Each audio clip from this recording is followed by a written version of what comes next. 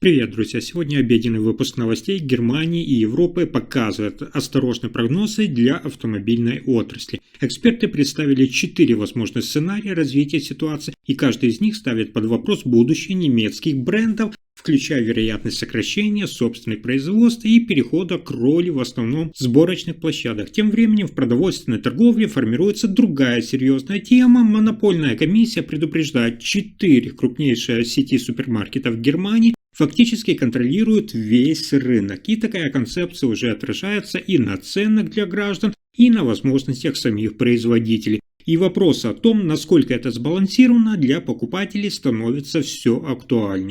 Есть на повестке дня и значимый политико-экономический обмен мнениями в Германии. 21 ведущий экономист предлагает приостановить пенсионный пакет правительства Фридриха Мерца, считая его слишком затратным и недостаточно проработанным. Но в это же время сам Фридрих Мерц поднимает тему налога для крупных американских технологических компаний, и это уже обсуждают как возможный разворот в цифровой политике Германии. Но есть и новость сегодня с более оптимистичным настроением. Аналитики банка Goldman Sachs видят у немецкого автопроизводителя BMW реальный потенциал для роста, особенно благодаря электромобилям и новым платформам. И это еще не все. Отдельное обсуждение активно развивается вокруг идей о фиксированной надбавке внимания 50 евро для всех пенсионеров. Предложение простое, но последствия могут оказаться далеко не такими хорошими, как можно подумать на первый взгляд. Про все эти последние новости расскажу коротко, буквально за несколько минут.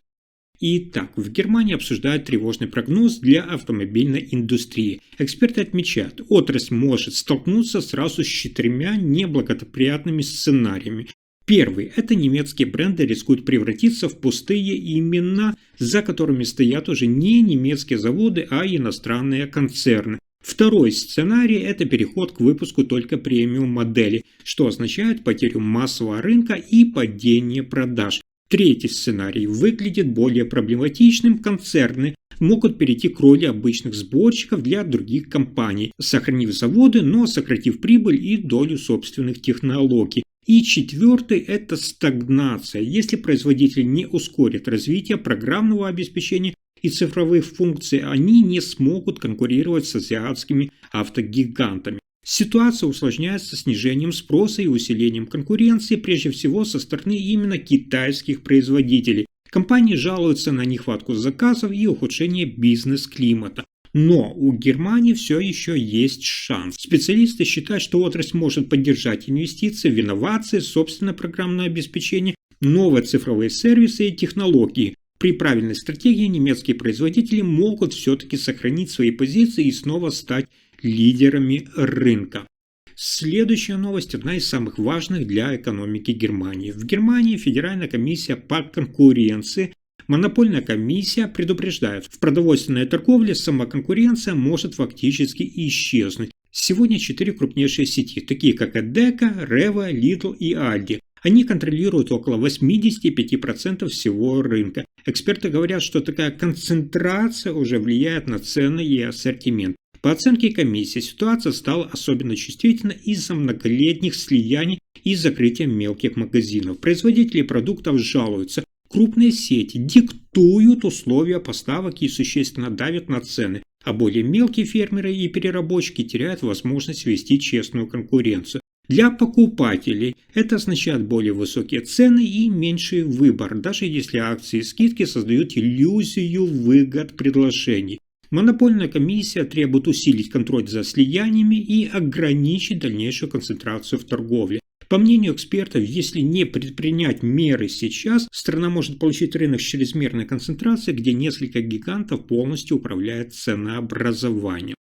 Следующая новость связана с обсуждением курса канцлера Фридриха Мерца. В Германии развивается новый политический спор вокруг пенсионной реформы. Внимание! Сразу 21 ведущий экономист и ученые требуют от правительства канцлера Фридриха Мерца полностью отказаться от нынешнего пенсионного пакета. По их словам, предложенные меры не только не решают существенные вопросы системы, но и формируют новые, прежде всего растущую нагрузку на бюджет и будущих налогоплательщиков. Эксперты предупреждают, Германия стремительно стареет, а пенсионный пакет делает вид, что этой проблемы не существует. В документе закладываются дополнительные расходы, включая гарантию уровня пенсии, новые льготные механизмы. Экономисты описывают это как дорогостоящую модель стабильности, которая приведет к еще более высоким обязательствам государства. Специалисты требуют остановить этот процесс и дождаться выводов специальной комиссии по реформе пенсий. Только после этого, по их мнению, Германия должна начинать настоящие структурные изменения, а не принимать поспешные решения, от которых выгоду получат лишь отдельные группы, а экономика страны окажется под дополнительной нагрузкой.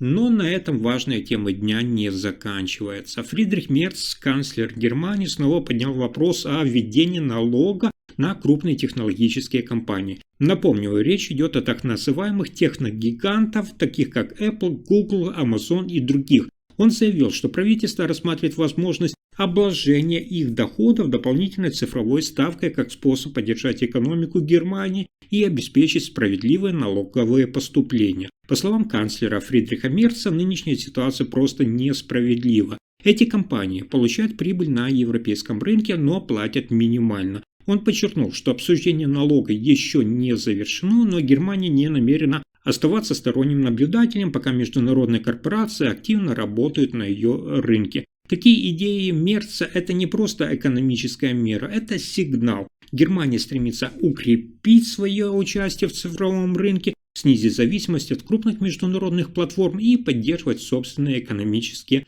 интересы.